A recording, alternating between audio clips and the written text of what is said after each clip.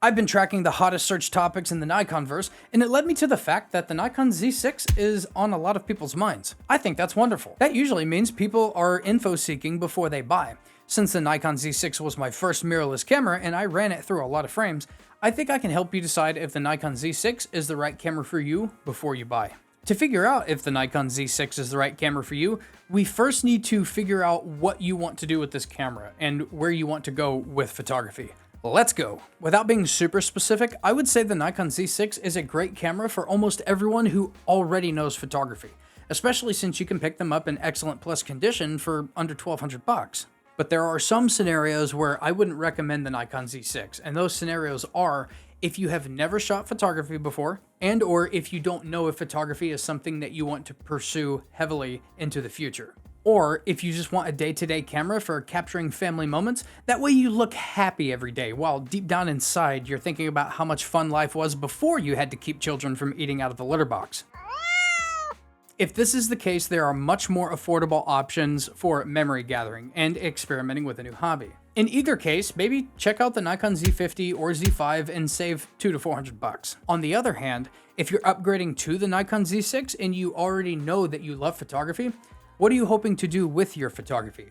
Do you just want to shoot what you want to shoot, or do you want to work? Simply put, if you want to work high-profile things like weddings where you can't reshoot, while I've never had a CF Express Type B card fail, there is some anxiety that comes with not having a second card slot. In my experience, you get something really good like a Delkin, and it's a really low-stake gamble you're taking, and you'll probably be fine. If you don't gamble, like me, the Nikon Z6 II will probably stress you out less because it has 2 card slots. However, if you're shooting easier jobs like headshots, senior portraits, boudoir, things that won't result in legal proceedings because you didn't write a good enough wedding contract, there aren't many advantages paying more for the Z6 II.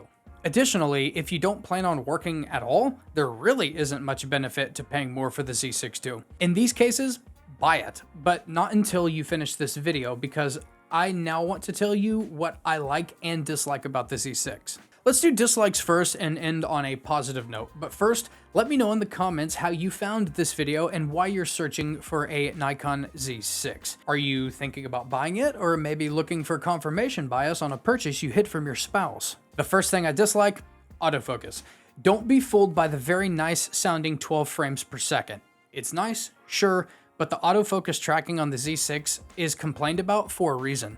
It's not total booty cheeks, but it's Nikon's first mirrorless full frame, and while it has and may continue to improve with firmware updates over time, 12 frames per second is sports action wildlife frames per second, with an autofocus system that may struggle with wildlife subject tracking.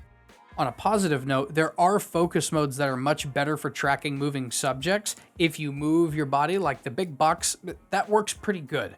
But for what it's worth, it's still a complaint even on the Z6 II, so don't think that spending more money will solve this problem. The card slots. As we mentioned earlier, this is probably not a serious concern, but my issue with the card slots was Nikon could have put them in there, they just didn't. The Nikon Z6 and Z6 II have the same body style. The Z6 II has one CF Express Type B and one SD card slot. The Z6 has one CF Express Type B slot.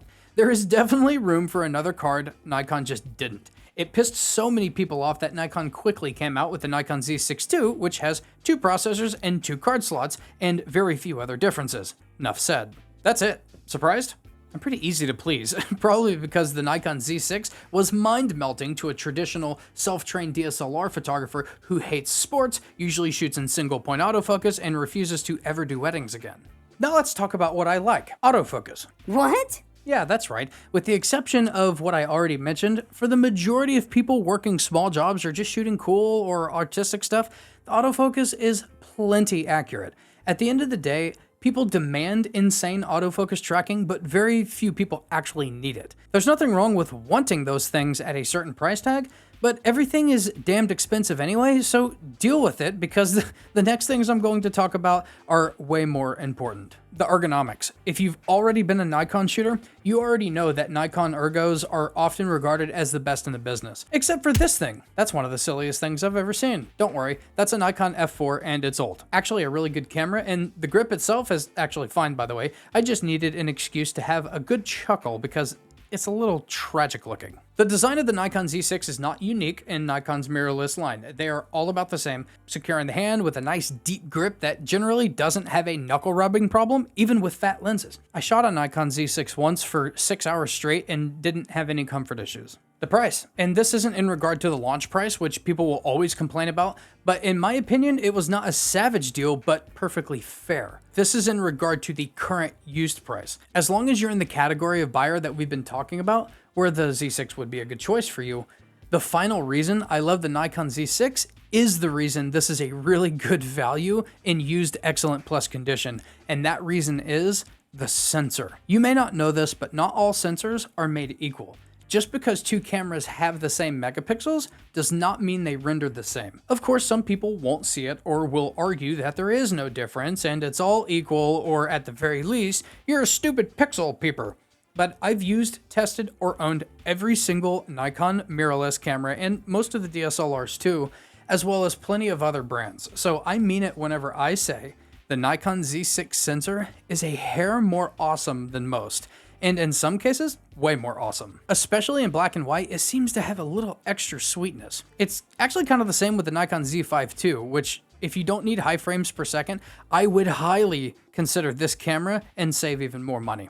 It, as well as the Nikon Z6, I actually like the sensor more than the Z6 too. Side note, the only reason I ever traded in the Z6 for the Z6 II is because at the time of the Z6 II launch, I was working and I wanted that safety net of a backup card running duplicate raw images to both cards. Today, I refuse to work. I just want to shoot what I want to shoot, enjoy building my YouTube channel with whatever I feel like doing. If that's your vibe, the Nikon Z6 is probably going to make you very, very happy.